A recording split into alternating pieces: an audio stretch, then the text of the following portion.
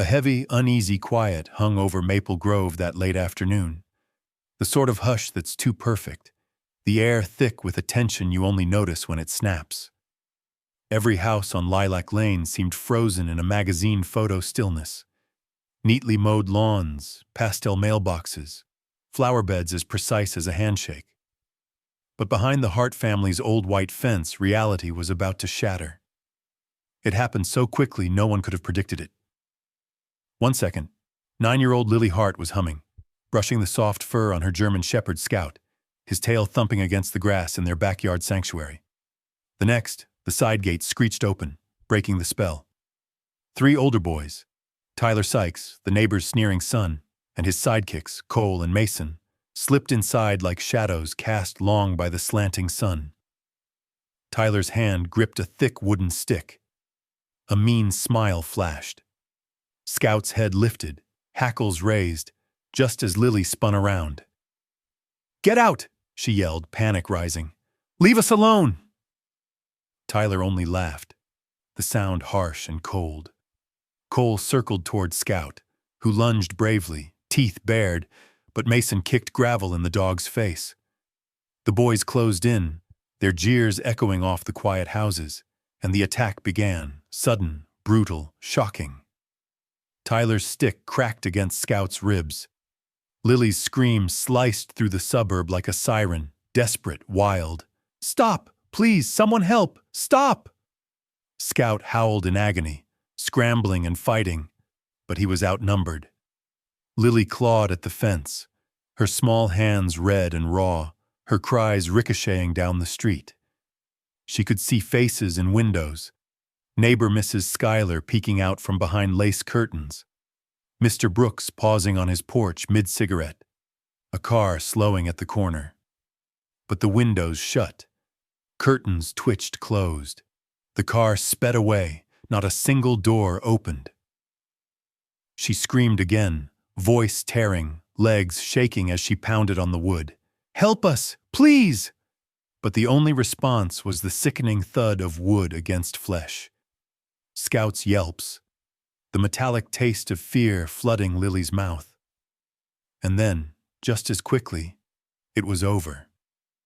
The boys, breathless, faces flushed with the cruel adrenaline of power, hurled the stick into the bushes and dashed out the gate, leaving devastation in their wake. Lily dropped to her knees in the blood-stained grass, hands shaking as she reached for Scout. He was barely conscious, his body battered and motionless except for the shallow rise and fall of his chest. Lily sobbed, pressing her face into his fur, her tears mixing with blood and dirt. I'm so sorry, Scout. Please don't go, please stay." The sun dropped behind the houses, shadows stretching long and blue across the yard. The world shrank to the small, broken circle of girl and dog. Lily's mind reeled with questions that no 9-year-old should ever have to ask. Why didn't anyone help? Did they hear me? Did they care? Is kindness dead here? All around, Maple Grove remained silent, the quiet now colder, crueler than before. For a long, agonizing moment, Lily sat alone, holding Scout, feeling the weight of the world's indifference pressed down on her small shoulders. Her hands were sticky with blood. The last time she'd felt this helpless was when her mother died last year, a memory that flooded her now, making her chest ache with familiar loss. Inside the house, the clock ticked. Somewhere down the block, a lawnmower sputtered to life, absurdly normal in the face of her nightmare. No one came. It felt like hours before the side door finally slammed and footsteps hurried across the kitchen floor. Tom Hart, her father, appeared at the back door, face drawn and tired from another day buried under spreadsheets and sorrow. He was late, again. He'd promised Lily ice cream, but grief made him slow, distracted, lost. Seeing his daughter hunched in the blood-soaked grass, he dropped his grocery bag, apples rolling across the deck. "Lily? Oh my God. Lily, what happened?" She looked up, eyes hollow, mouth working but no sound coming out. Tom's face paled as he saw Scout, limp and mangled. He rushed forward, falling to his knees beside her. Jesus. Scout. What happened? But Lily couldn't speak. Her words were all spent, lost to the wind that had carried her screams away. Tom gathered her up, trembling, as he fumbled for his phone, trying to call someone, anyone. The world spun, blurring around them. That was when, 2 houses down, the rumble of an old Chevy startled the dusk. Caleb Monroe, retired firefighter, was returning from his daily walk, a man with a broad chest and haunted eyes, carrying scars both visible and unseen. As he stepped from his truck, he heard Lily's sobs drifting on the wind. Something inside him twisted, a memory of a child's voice long ago that he'd failed to save. He dropped everything, heart pounding, and ran toward the Hart's yard, not stopping to knock. Inside the fence, he took in the scene.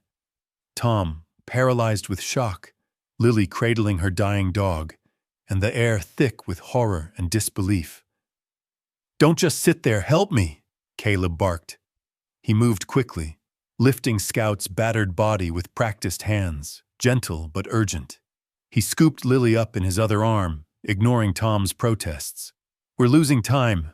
There's a vet on Main, 5 minutes away." Tom followed, dazed and stumbling, as Caleb loaded them into the truck. The engine roared to life, tires spinning as they sped toward the animal hospital. The world outside a blur of darkening trees and silent houses.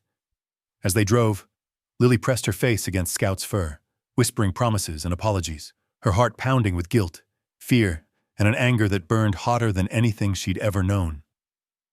Caleb's jaw was set, eyes fixed on the road, haunted by old ghosts but determined not to let this child slip through his fingers too. Behind them, the perfect suburb of Maple Grove returned to its eerie calm, the silence more damning than any shout. And in that silence a question echoed, one that would change everything. What kind of town turns away from a child's scream? The animal hospital was a low building with glaring white lights and a buzzing neon sign, completely at odds with the soft shadows and broken hearts tumbling through its glass doors. Caleb didn't bother with formalities. He burst inside, Lily clinging to Scout's collar, Tom trailing behind, his face ashen and lost. "Emergency!" Caleb barked. "He's not breathing right. Somebody, please!" The vet techs jumped to action. A young woman in blue scrubs, quick but gentle, swept Scout from Caleb's arms onto a gurney and disappeared behind double doors. For a beat, the world stilled. Lily's arms locked around empty air, her hands slick with blood, Scout's scent fading fast. Tom slumped against the wall, knees threatening to buckle. His eyes flicked to Lily, then away, shame twisting his face. All his life, Tom had tried to be the reliable one, the steady hand, the calm in a storm. But after losing his wife last spring, all that steadiness seemed like a trick of memory, a role he played in someone else's story. Now, with Lily's mother gone and his little girl staring at him like a stranger, Tom felt that steady ground crack beneath his feet. Lily stood silent, her body vibrating with the aftershocks of trauma. She stared at the swinging doors where Scout had vanished, clutching the battered collar to her chest. Her fingernails dug into the leather so hard they left marks. The world felt distant, muted, as if she were wrapped in thick plastic, sounds and colors muffled, everything too far away. All at once she remembered her mother's voice. "You have to fight for those you love, Lily. No one else will do it for you." The memory hurt, but it also burned with a tiny spark of hope, buried under the rubble of this awful day. The lobby was nearly empty, save for a tired couple with a trembling cat and an old man holding a cardboard carrier. The TV on the wall played a muted nature documentary. Outside, the sun had fully set. The glass reflected Lily's pale face and wide, hollow eyes, making her look like a ghost. Caleb paced, anger simmering beneath his calm exterior. The images kept looping in his mind. Scout's limp body, Lily's bloodied hands, the neighborhood's utter silence. But what haunted him most was something older. A memory of flames, a smoke-choked room, the sound of a little girl's cries fading as he fumbled with a jammed window. That child hadn't made it. For years, Caleb had replayed that night, certain he could have done more. Tonight, he was determined not to fail again. He knelt beside Lily, voice low. "You did good, kid. Scout's tough. He's got fight in him, just like you." Lily didn't respond. She glanced at her father, hoping for comfort. But Tom just stared at his shoes, his face crumpled in on itself. Guilt and confusion warred in his chest. He should have been there. Should have kept her safe. Should have known the boys in the neighborhood weren't as harmless as they looked. But the truth was, Tom felt powerless. He barely recognized his own daughter, and the wall between them felt insurmountable. The vet emerged at last. Dr. Simmons, a woman with graying hair and sharp, kind eyes. She crouched to Lily's level, gently peeling her fingers from Scout's collar. "He's stable for now, but it's serious. We're doing everything we can, sweetheart." Her voice was calm, but Lily heard the warning in her tone. "You were very brave." Lily nodded, unable to speak. Dr. Simmons glanced at Tom, who nodded numbly. Caleb squeezed Lily's shoulder, his presence a steady anchor in the chaos. "We'll know more in an hour," the doctor added, then vanished back through the doors. The waiting room became a world of its own, a strange, timeless bubble. Minutes dragged. Tom tried to talk to Lily, but every word came out wrong, heavy with apology and regret. Lily shrank further away, her grief folding inward like a collapsed tent. Outside, the wind picked up, rattling the windows. The town seemed to retreat further from them, each passing car a reminder of the neighbors who'd turned away. In the emptiness, Lily's mind wandered back to the attack. Tyler's face twisted in triumph, Scout's yelps, her own helplessness. Rage mingled with terror. Why had no one come? Didn't they hear? Didn't they care? A sudden wave of nausea washed over her. She bolted to the bathroom, where she retched and retched, trembling against the cold tiles. When she emerged, Caleb was waiting, a cup of water in hand. He didn't ask questions. He just sat with her, side by side, until the world felt a little less big and scary. Meanwhile, Tom wandered out into the night, dialing his sister, Lily's aunt, for advice, barely able to string together a coherent sentence. "I don't know what to do," he confessed.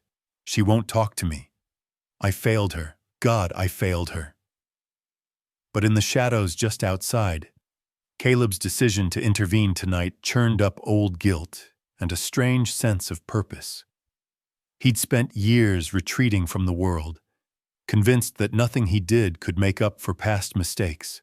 But watching Lily's quiet strength, seeing her cling to hope even as her world collapsed, Caleb felt something shift.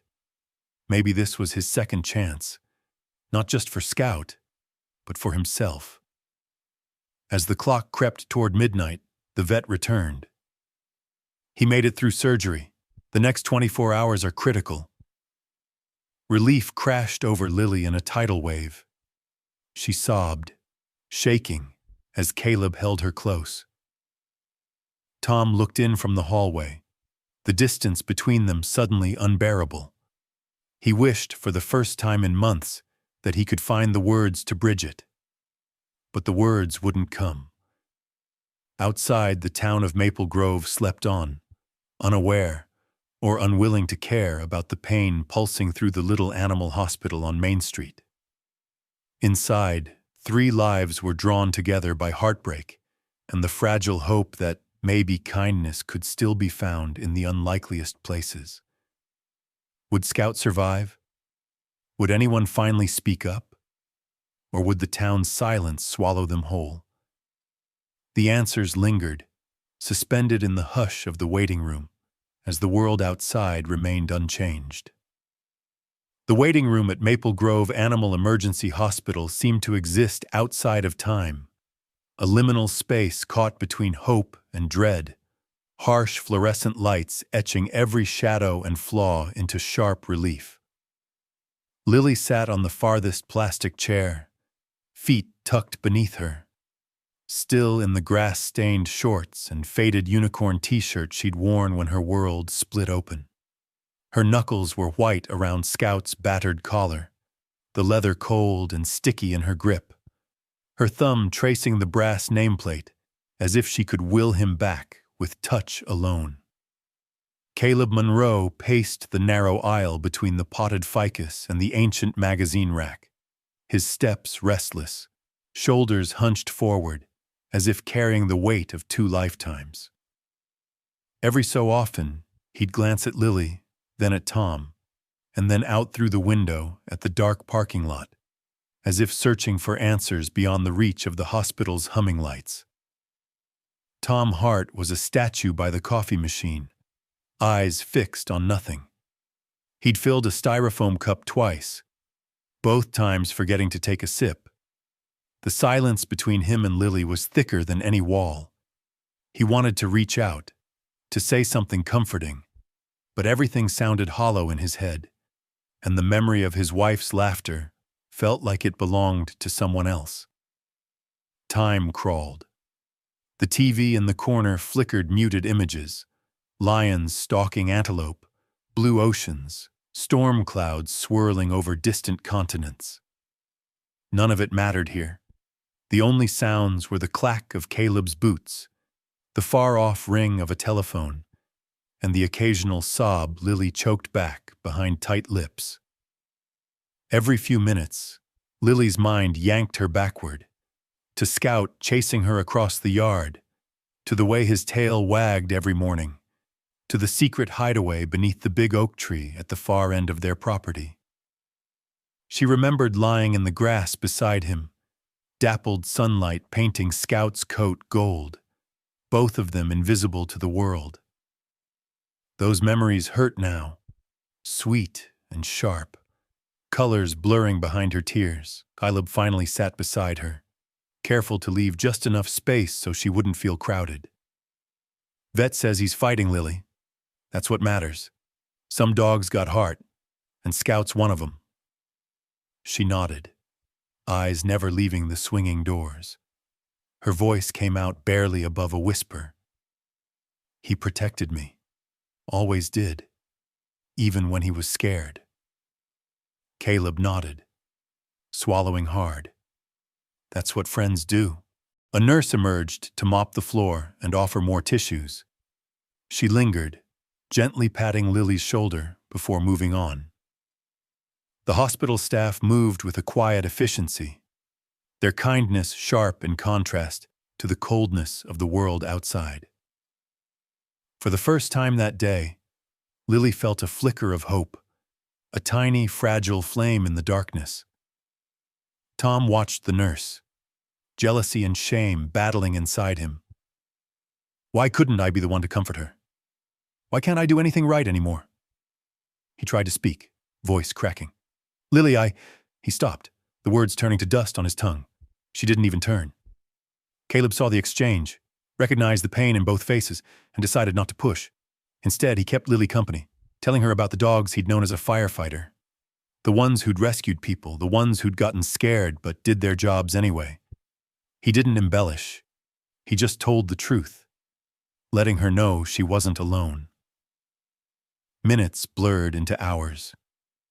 Lily stared at the clock, watched the second hand loop endlessly, wondered if it was possible for a heart to break and keep on beating.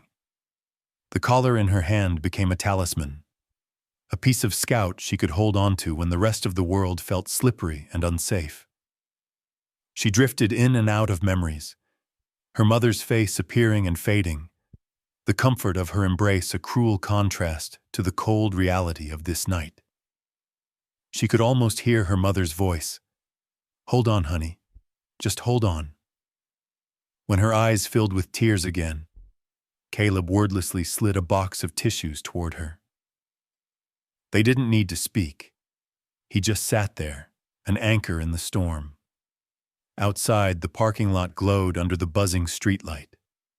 Lily imagined the houses of Maple Grove, families gathered around TVs, dishes being washed, kids tucked in, everyone pretending nothing had happened. She wondered if any of them felt guilty, if any of them cared at all. As midnight neared, Dr. Simmons returned, her scrubs splattered and her eyes tired but gentle. She crouched before Lily, voice soft. "He's a fighter.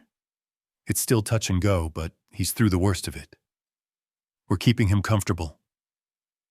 A rush of gratitude and relief hit Lily so hard she almost gasped. She nodded, unable to speak, and pressed the collar to her heart. Dr. Simmons smiled at Caleb. "He's got a whole team rooting for him. You two should get some rest. I'll let you know if there's any change." Caleb thanked her, guiding Lily to the couch in the corner. He pulled off his jacket and draped it over her, rough hands surprisingly gentle. "Close your eyes for a bit, kid. I'll keep watch." Tom lingered in the shadows, eyes wet. He tried to apologize, but the words failed. Instead, he watched as his daughter leaned against Caleb, against a stranger, while he stood alone. That night, in the harshly lit waiting room, a silent bond began to form between Lily and Caleb.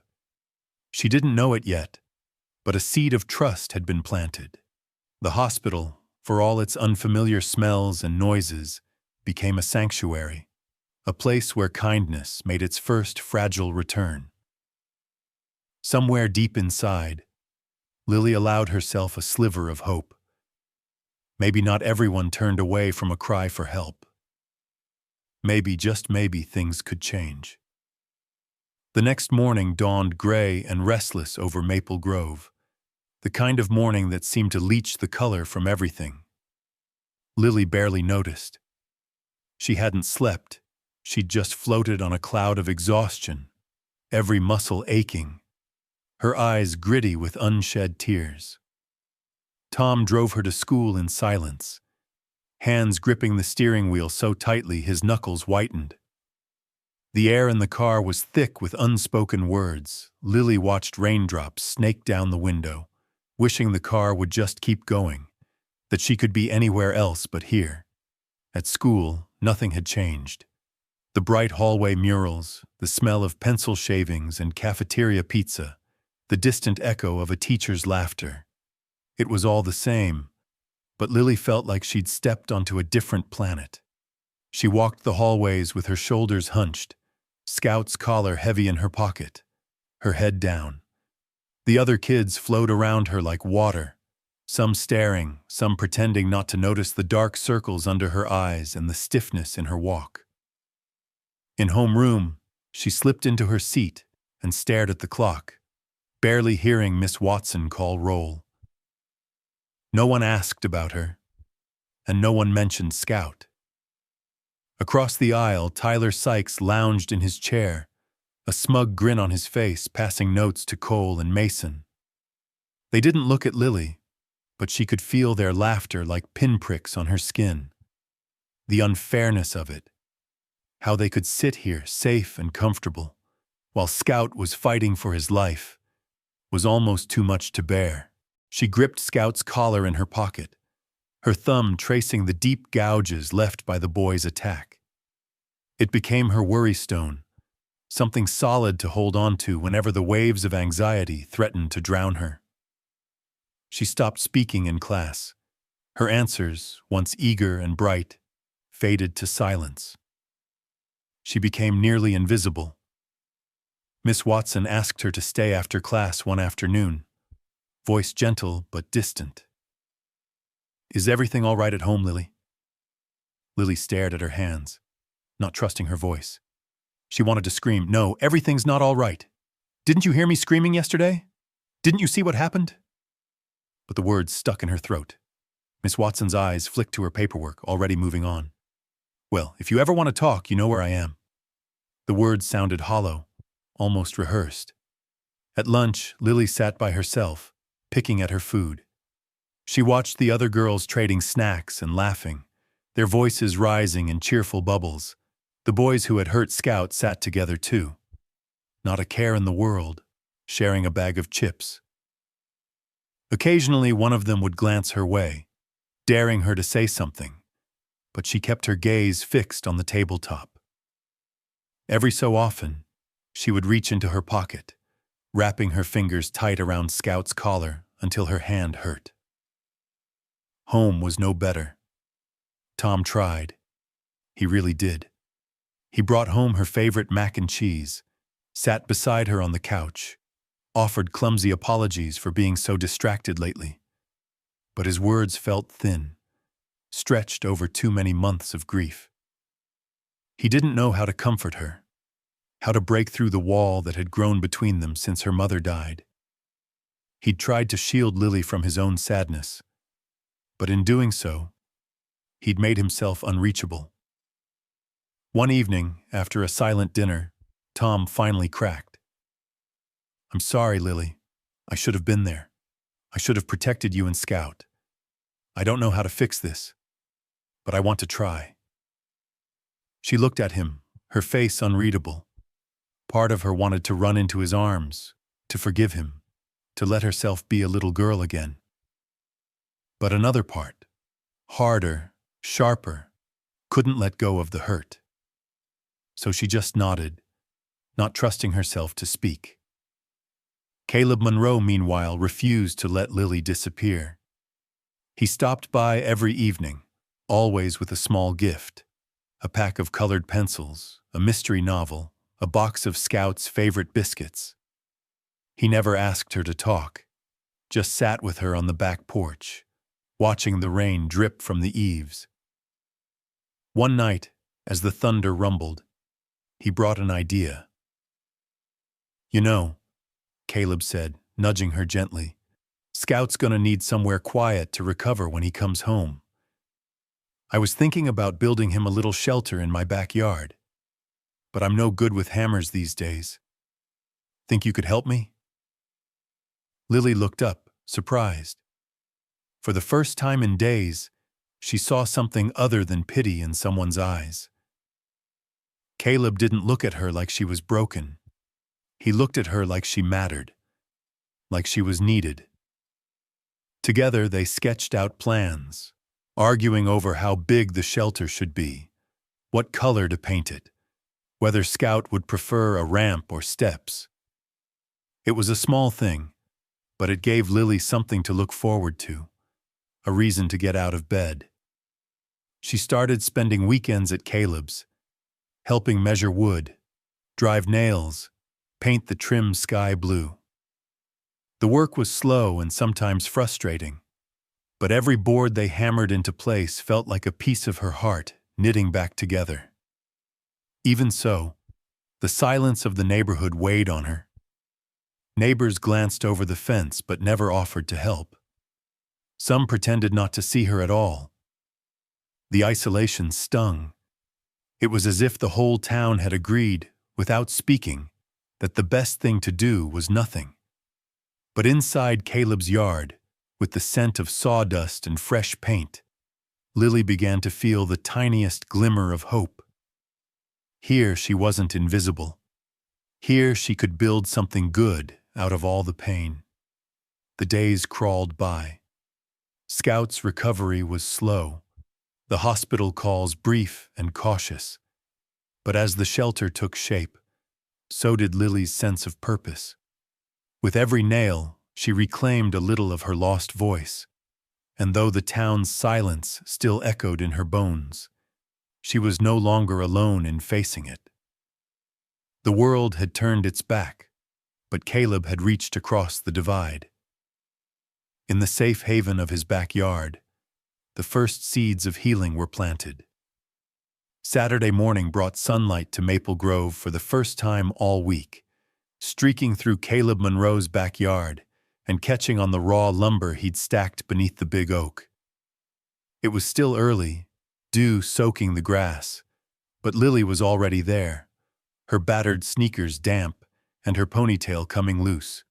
In her hand was a battered notebook full of sketches for Scout's shelter, some messy and wild, some careful and precise, all colored in with hope. Caleb met her at the back gate, toolbox in hand and a mug of coffee steaming in the other. "You beat me, kid," he said with a small, tired grin. "Good thing, too. I could use a foreman who shows up on time." Lily almost smiled. She didn't speak, but handed him the notebook. Caleb flipped through her drawings, ramps and windows, a tiny sign over the door that said Scout's Place, and nodded with approval. "We're going to build something real nice," he said. "Something strong, like Scout." Together, they set to work.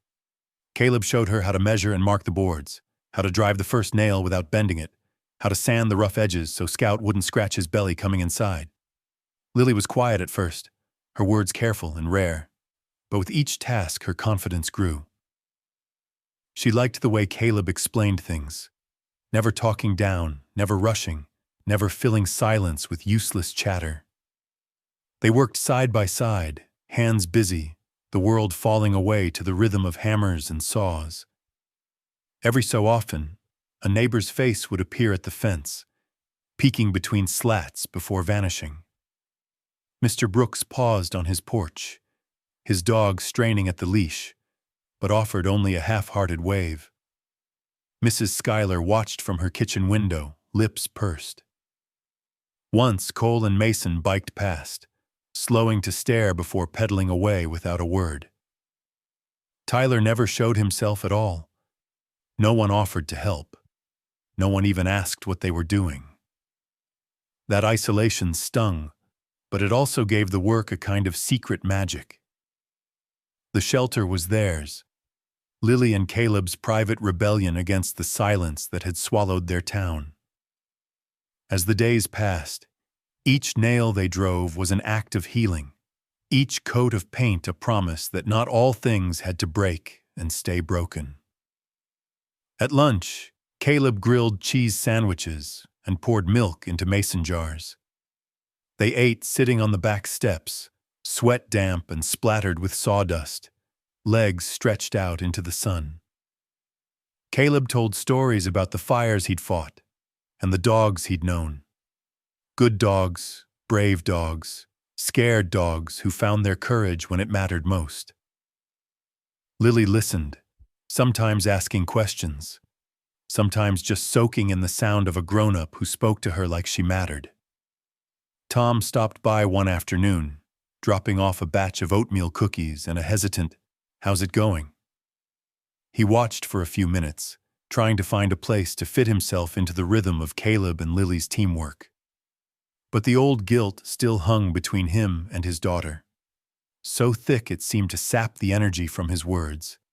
He tried to help with a board, fumbled the measuring tape, and ended up standing awkwardly by the fence watching them work.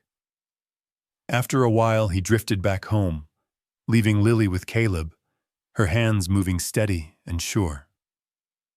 As the structure took shape, so did their bond. There were moments of laughter, a crooked window that wouldn't fit, a squirrel that stole their lunch, Lily's wild insistence on painting the door blue with yellow stars. There were moments of frustration, too, a board split in half, a hammer thumbed too hard, a sudden rain shower that soaked the fresh paint and forced them inside, dripping and giggling. Then, one afternoon, the sky darkened without warning. Clouds rolled in heavy and fast, and thunder grumbled in the distance.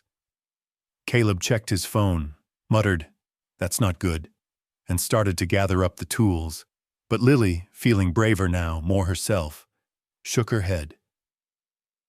"We can't let it get ruined," she insisted, voice stronger than it had been in days. "Not after all this work." The wind whipped through the yard, rattling the unfinished walls.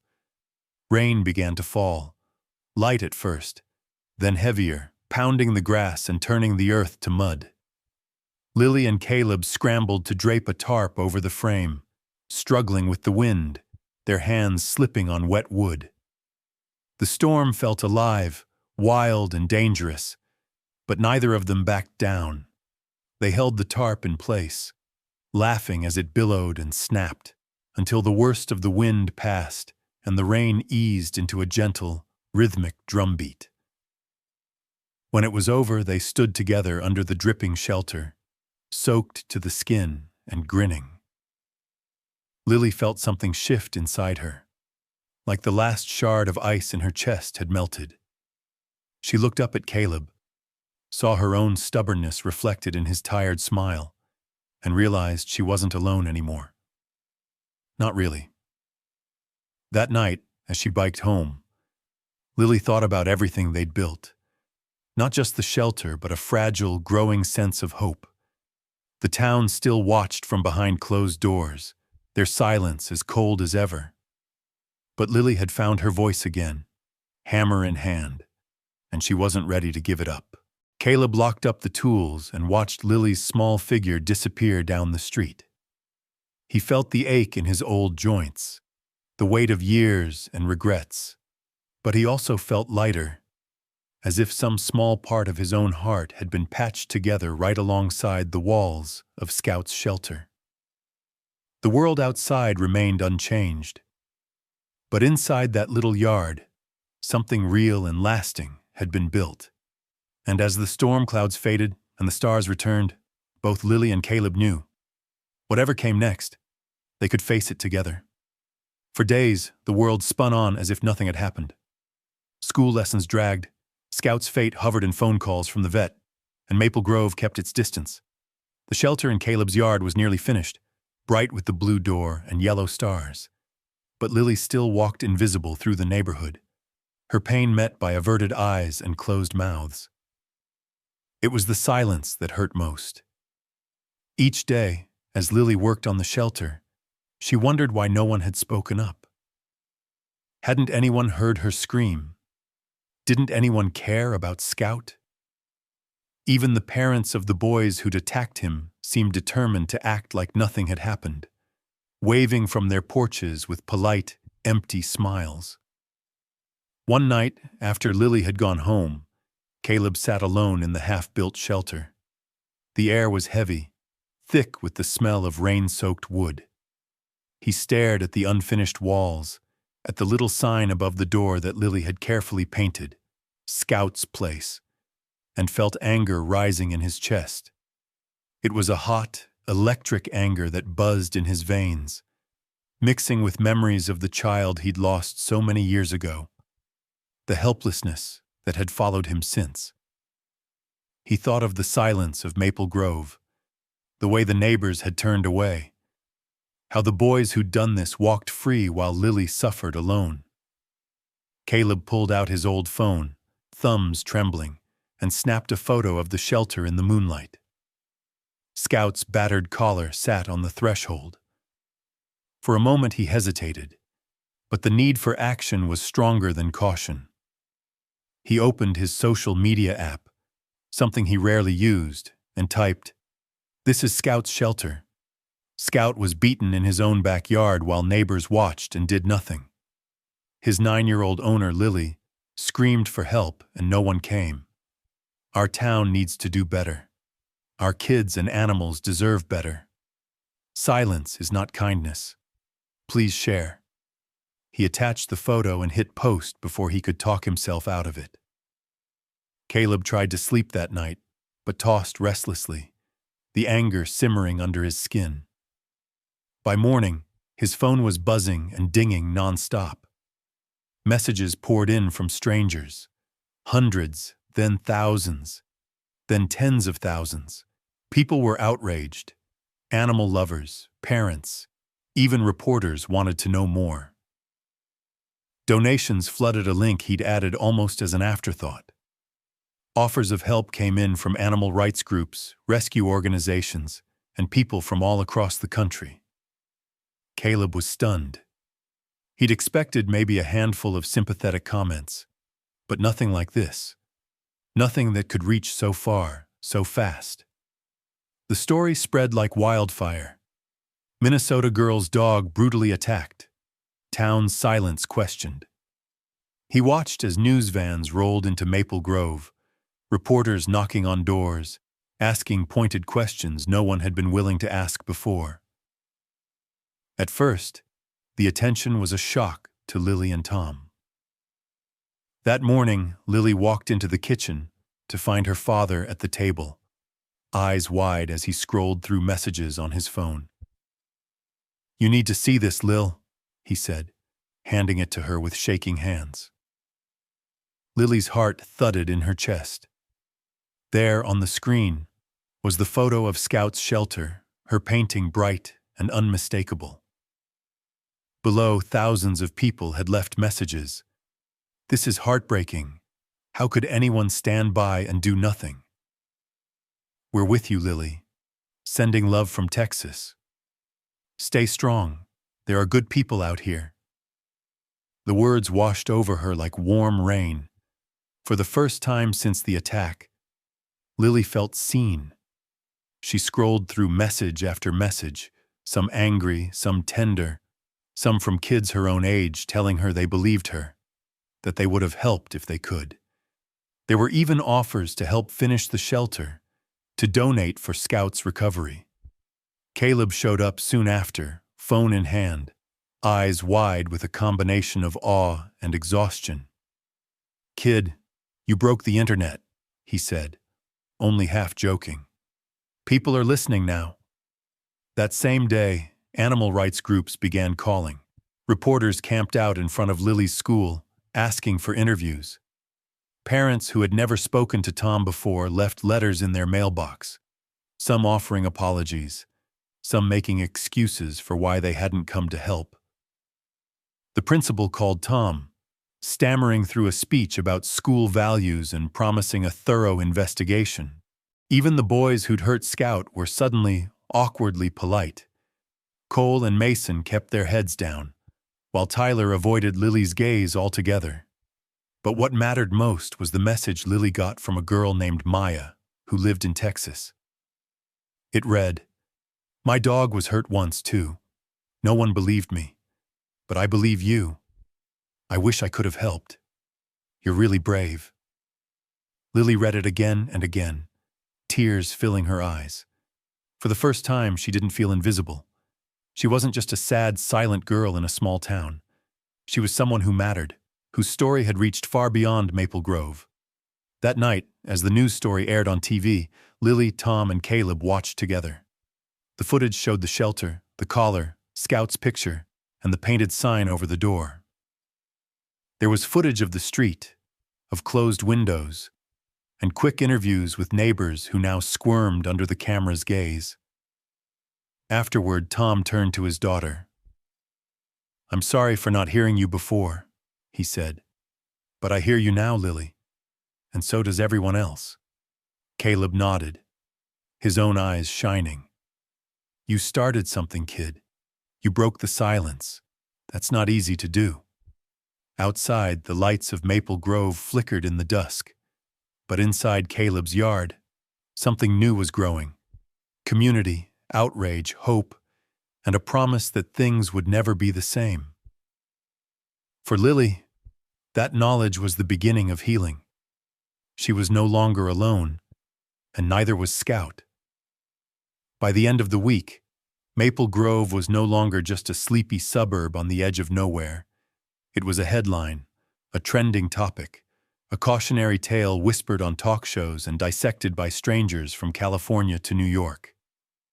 The news vans lined the curb outside the elementary school, their satellite dishes blinking in the morning haze, reporters checking their hair in side mirrors and rehearsing lines in urgent voices.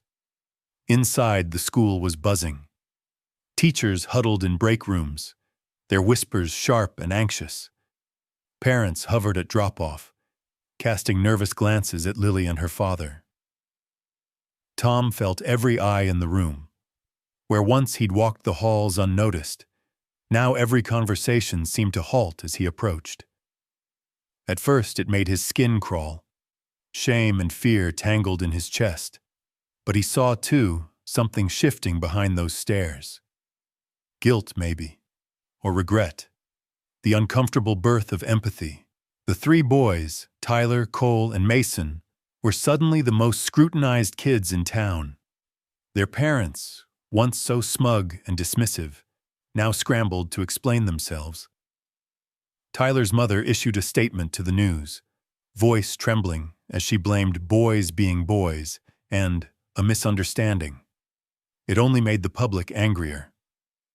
Cole's father apologized, but his words felt rehearsed and empty. Mason's parents avoided everyone, hustling their son in and out of school as quickly as possible. But the story had grown beyond three cruel boys. People wanted to know, why had no adult intervened? Why had no neighbor stepped up? It was a question the entire town now had to face, and the answers weren't pretty. Lily walked the hallways with her chin a little higher, even as her stomach fluttered with anxiety. She still clutched Scout's collar in her pocket, but now it felt like a talisman, not a crutch. She started to notice other kids, ones she'd never spoken to, offering her shy nods or looks of quiet admiration. A fifth grader slipped her a folded note that simply read, "You're brave, don't let them win." Lily smiled at the handwriting, tucking it in her backpack next to Maya's message from Texas. At lunch, for the first time in weeks, a girl named Harper slid her tray next to Lily's. "You want half my cookie?" she asked, voice soft but sincere. "I saw Scout's picture on TV. He looks like a hero." Lily hesitated, then accepted the cookie, the simple gesture filling her with warmth. Tom, too, began to feel the town's slow, painful shift. Parents approached him at the grocery store, some apologizing, others just looking for reassurance. "We never meant," they'd begin, but Tom would only nod. He was done accepting excuses. Instead, he focused on Lily, on building something new from the ashes of their old life. Caleb, meanwhile, found himself at the center of the storm. Reporters camped outside his house, asking for interviews. Animal rights organizations sent volunteers and donations. The town council called a special meeting to address the incident. Caleb showed up, wearing his old firefighter's jacket and a stubborn frown. "I'm not here for revenge," he told the packed room, his voice steady. "I'm here because a little girl screamed, and you all pretended not to hear her. That's what needs to change. Not just for Lily, not just for Scout, but for every kid and every animal in this town." His words struck a nerve. The meeting lasted hours. Parents arguing, teachers making promises, town officials vowing new policies. A few tried to shift blame, but most finally listened. The next day, the school principal called a mandatory assembly. She announced an investigation, the suspension of the boys involved, and, most shockingly, the resignation of Miss Watson, Lily's teacher, who admitted to failing to report ongoing bullying in her classroom. For the first time, Lily felt the tide turning. She watched the news that evening with Tom and Caleb, seeing Scout's shelter flash on screen, her blue and yellow sign shining bright. They showed pictures of Scout, still at the vet but slowly healing, and promised updates on the town's transformation. People sent cards and care packages from all over the country. The shelter filled with flowers, dog treats, and get-well notes. Scout's story became a symbol. Other kids and parents wrote in, sharing their own stories of silence and fear, of finding courage in the face of cruelty. A family from 2 towns over drove to Maple Grove just to drop off a donation in person, pressing a small bag of treats into Lily's hand and hugging her with tears in their eyes. Caleb and Tom worked together to handle the influx, organizing volunteers, sorting through mail, even starting a small fundraiser for animal welfare in Scout's name. The two men, once bound only by tragedy, began to forge a real friendship. Tom apologized to Caleb for his distance and pride, and Caleb, in turn, shared more of his own pain and the story of the child he hadn't been able to save. The forgiveness and understanding between them became another quiet thread stitching Lily's world back together. Lily began to realize she was part of something much bigger than herself. She wasn't just the girl who had lost her mother, or the kid with the hurt dog. She was someone who had faced the dark and made the world listen. At night, she'd lie in bed, Scout's collar on the pillow beside her, reading the letters she'd received. She felt a flicker of pride, small but real, and for the first time in a long while, she allowed herself to dream about tomorrow. But with hope came fear. The world's attention was a bright, hot spotlight, and Lily was still just a kid. Sometimes the pressure threatened to overwhelm her, the crowds, the cameras, the endless questions. She wondered if she'd ever be able to go back to being invisible, or if she even wanted that anymore. Yet, as she looked out at the sea of faces, some familiar, some new, all changed by her story, Lily realized something important. Real change didn't happen quietly or easily. It happened because people finally chose to listen, to see, and to act. And in the hush before sleep, with the stars shining through her bedroom window and the whole town finally awake to her voice, Lily knew the real fight. The one for Scout, for herself, and for every silent scream was just beginning. The first hint of spring came early that year, riding a breeze that carried the scent of thawing earth and fresh beginnings through the open windows of Maple Grove. For weeks, the air around Lily's house had been heavy, full of uncertainty and waiting. Every phone call a jolt of hope or fear. But on a golden afternoon, everything changed with a simple, electrifying text from Dr. Simmons. "Scout's awake. He's asking for you." Lily and Tom barely remembered the drive to the animal hospital, except that their hearts beat so hard, it was hard to breathe. Caleb met them in the parking lot, grinning in a way Lily had never seen before. His usual careful calm replaced by something bright and wild. They hurried down the sterile hallways, past nurses and technicians who smiled knowingly, until they reached the little recovery room at the back. Scout was there, tucked in a soft blue blanket, an IV snaking into his leg and a gentle cone around his battered head. His eyes fluttered open as the door creaked.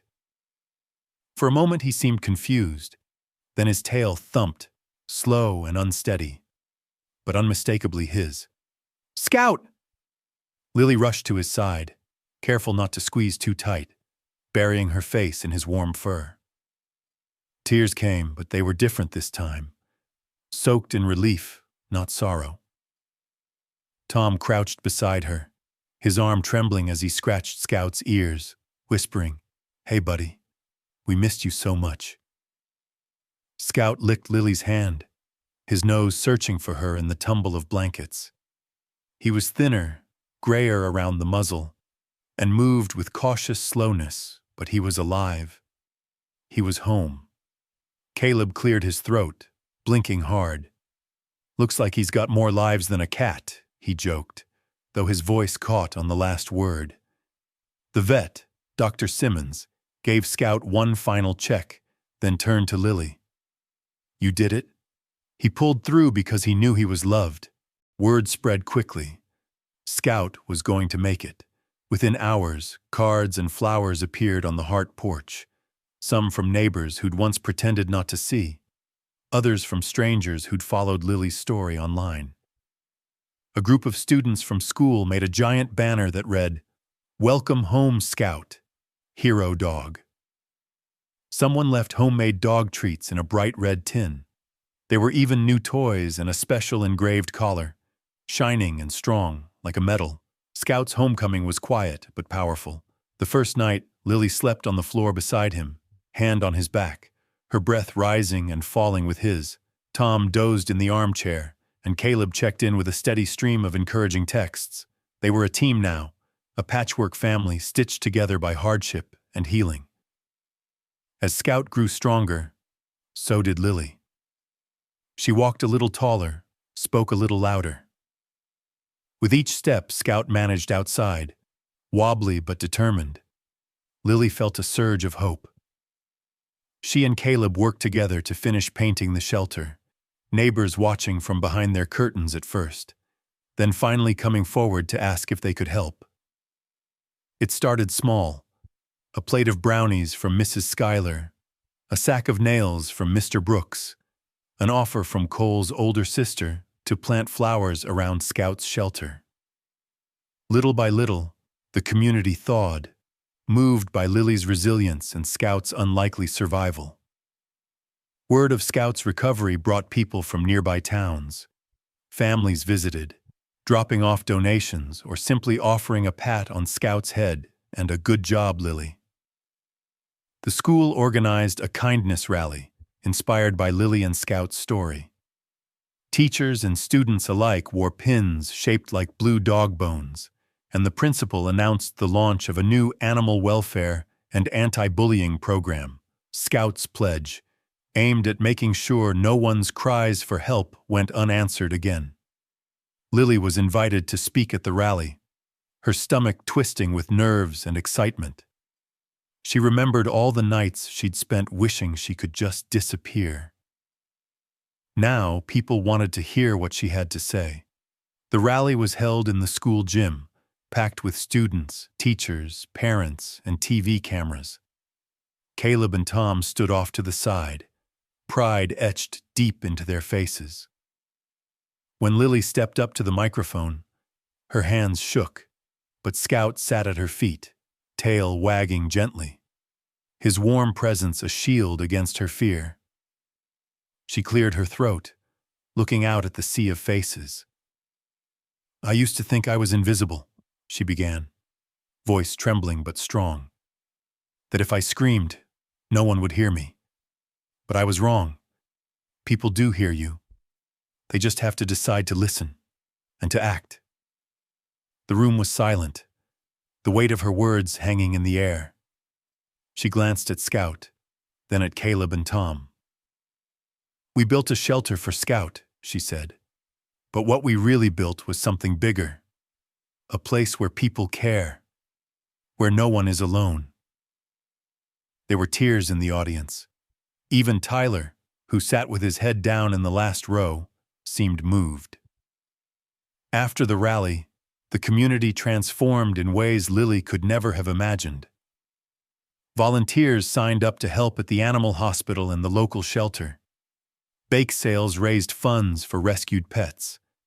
Scout became a symbol, not just of survival, but of hope, and of the power of one voice to spark change.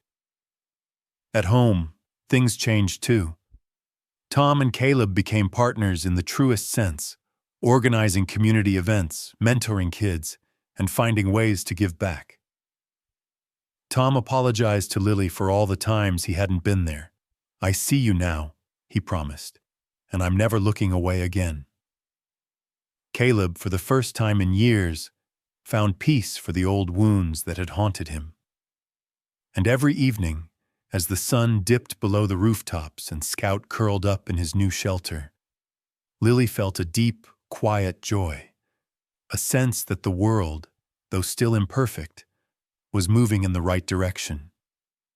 The healing had begun, not just for Scout, but for everyone whose life had been touched by the courage to speak, to listen, and to change. The day of the community gathering arrived with a bright, impossible blue sky, the kind that made Maple Grove look almost like the picture-perfect suburb it once pretended to be. A crowd spilled across the grassy field behind the school, gathering under a banner painted with huge, hopeful letters, "Listen, Care, Change." Rows of folding chairs filled quickly with families, teachers, reporters, and neighbors, some clutching homemade signs that read, We stand with Lily or Scout strong. Lily stood behind the makeshift stage, her hands cold and clammy, the words of her speech tumbling through her mind like a tumble of autumn leaves. She wore her mother's old yellow sundress, a little loose but soft with memory, and at her side sat Scout, looking dignified with his new collar gleaming, the blue and yellow dog bone tag catching the sunlight. Caleb and Tom hovered nearby, each radiating pride and a nervous protectiveness. The principal approached, smiling, her tone gentle but formal. "Lily, they're ready for you. And don't worry, the whole town is behind you now." She placed a steadying hand on Lily's shoulder, then stepped back as the crowd's chatter faded, and everyone turned their eyes to the stage. Lily took a deep breath, feeling Scout's warm body pressed against her leg, and climbed the steps. The microphone loomed, bigger than it should have been, but she remembered Caleb's advice. "Just tell the truth, kid. That's all anyone can do." She raised her head, looked out over the faces, some familiar, some strangers, many streaked with tears or expectant hope, and began. "My name is Lily Hart. I'm 9 years old, and I used to think my voice didn't matter." Her words trembled at first, but she didn't let them falter. "When Scout was hurt, and I screamed for help, nobody came. That was the scariest moment of my life, and for a long time I thought maybe I really was invisible, like maybe if something bad happened, everyone would just pretend not to see." A hush fell. The crowd leaned in, parents clutching children, teachers blinking back tears. Even Tyler and the other boys, standing at the edge with their parents, listened intently, no longer cocky, but small and uncertain, caught up in the force of Lily's story. "But I learned something," Lily continued, her voice growing stronger, steadier with each word. "People don't always know how to help. Sometimes it's easier to look away or pretend nothing's wrong. Sometimes people are scared. But that's not an excuse. Not for what happened to Scout, or for all the times anyone's been hurt and nobody helped. Silence isn't kindness. It's just another way of letting bad things happen." She paused, searching the crowd for Caleb and Tom. She saw their faces, full of pride, and drew courage from their smiles.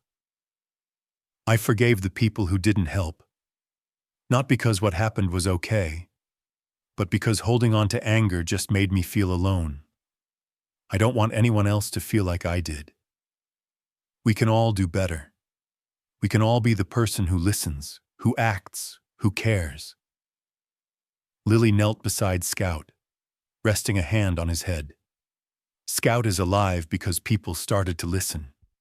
Because someone, Caleb, heard me, even when everyone else didn't. Because all of you decided that silence wasn't good enough. Scout's shelter isn't just for him. It's for every kid or animal who needs a safe place, every person who's ever been afraid to speak up." Tears shone on faces throughout the crowd. A woman in the front row dabbed her eyes with a tissue. Harper, the girl who had shared her cookie, gave Lily a double thumbs up. Even Miss Watson, watching from the edge, pressed her hand over her heart, regret etched into every line of her face. Lily drew herself up, finding a power in her voice she never knew she had. "I'm not invisible. No one is, if we choose to see each other. We all have a voice, and when we use it, we can change things. Maybe even the world." The field was silent for a long, breathless moment. Then the applause erupted, loud and wild. People surged to their feet, some cheering, some hugging, some simply standing in awe of a child who'd forced an entire town to see itself honestly for the first time. Caleb and Tom rushed to the stage, pulling Lily into a hug. Scout barked, a deep, joyful sound that echoed across the grass, and nuzzled Lily's hand. Reporters jostled to record the moment, and soon Lily's words would be played across the country, inspiring others who had ever felt small or silenced. But the most important change was visible right there, in Maple Grove. Neighbors who hadn't spoken in years shared kind words and promises. Kids who'd once ignored Lily now stood by her side, asking how they could help. School officials vowed real reform, not just for bullying, but for every kind of silence that let suffering hide in the shadows. The principal pledged to make Scouts Pledge an annual event, a reminder to always listen, to always care. Tyler and the boys approached Lily quietly after the ceremony. Tyler's eyes were red, his voice almost a whisper. "I'm sorry, Lily. For everything." Lily looked at him for a long moment, then nodded. "I hope you'll do better. That's all anyone can do." That night, as the sun set over a changed town, Lily felt a peace she'd never known before. The pain she'd carried had become something new, a bridge to others, a reason to hope. Scout lay at her side, his breathing steady and strong. And for the first time in a long while, Lily was excited for tomorrow. The lesson was clear, as bright as the morning. One voice, no matter how small, could break even the deepest silence. Healing was never just about one person or one dog. It was a community act, a decision to never turn away again. And in the stillness, as the stars blinked awake over Maple Grove, Lily knew she would never be invisible again. The sun rose gently over Maple Grove the morning after the gathering, its light filtering through the leaves and falling in soft gold on the freshly cut grass. There was a feeling in the air that something had shifted, as if the entire town had woken from a long sleep. It wasn't just the headlines, or the viral videos, or even the applause that still echoed in the minds of everyone who had stood on the field the day before. It was something quieter, but deeper, a sense of possibility, and the knowledge that things could truly be different. At the Hart House, breakfast was a small celebration. Tom had cooked pancakes, his late wife's recipe, extra blueberries and all, and the kitchen was filled with the laughter and noise that had been missing for too long. Scout lay on the rug, muzzle gray but eyes bright, tail sweeping the floor in lazy contentment. Lily poured syrup over her stack and grinned at Caleb, who was sipping coffee at the table, boots still muddy from his early morning walk. They were a family now, built not by blood, but by choice and by healing. After breakfast, Lily slipped outside, Scout at her side. The morning was cool and dewy, birds singing from the telephone wires. She walked with her head up and shoulders back, past neighbors who waved from their porches. Real waves this time, not the hollow, half-hearted gestures from before. Mrs. Schuyler handed her a plate of cinnamon rolls over the fence. Mr. Brooks called out, "Morning, Lily. Give Scout a scratch for me." Even Cole's older sister, who'd always been shy, offered a smile and a packet of wildflower seeds for Scout's shelter. At school, a new plaque had been installed near the front door. It read, "Scouts Pledge, in honor of those who speak for those who cannot, and of the courage to never turn away." Inside, the walls were lined with colorful posters, drawn by students, designed by teachers. Each one a promise to stand up for others, to listen, to care.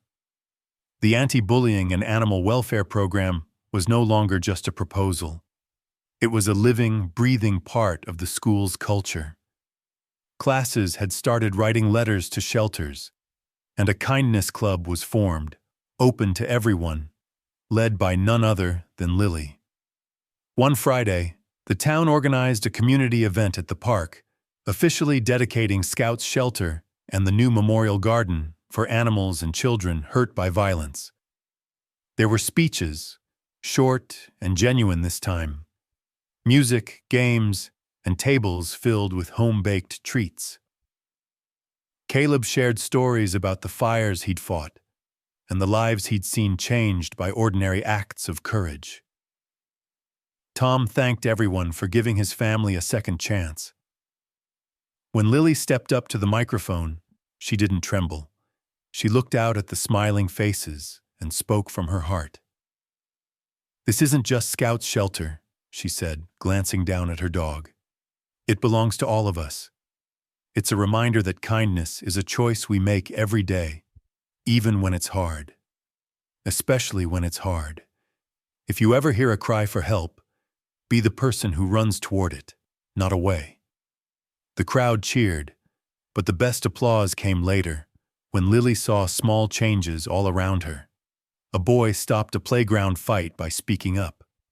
A group of girls comforted a classmate who'd been left out. Scout, now a local celebrity, became the school's unofficial mascot, joining Lily on her walks to and from class, always surrounded by friends, new and old, who finally understood what it meant to care. Tom and Caleb found themselves drawn into the fabric of the town in ways they'd never imagined. Tom began mentoring at the school, helping other kids who felt lost or angry. Caleb started volunteering at the youth center, using his own story to connect with troubled kids, finding his old guilt slowly replaced by pride and peace. Together, they helped keep Scout's shelter in perfect shape, always making sure there was fresh paint, blooming flowers, and a welcome for anyone who needed a moment of comfort. The impact of Lily and Scout's story rippled far beyond Maple Grove. Letters arrived from other towns, other children who'd felt invisible and now wanted to be heard. Animal rescue groups asked Lily to speak at their events. A national magazine ran a story on the girl who made her town listen. But fame was never what Lily cared about. What mattered was the real, everyday change, the knowledge that even the smallest voice could spark something big and lasting. As the seasons changed, Maple Grove remained imperfect. There were still arguments, still old habits to break. But the silence was gone.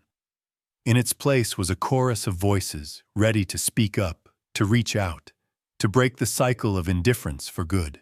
On a bright, breezy Saturday, Lily, Scout, Tom, and Caleb walked together down Main Street. They passed the shelter, sunlight streaming through the open door, wildflowers blooming in the garden outside.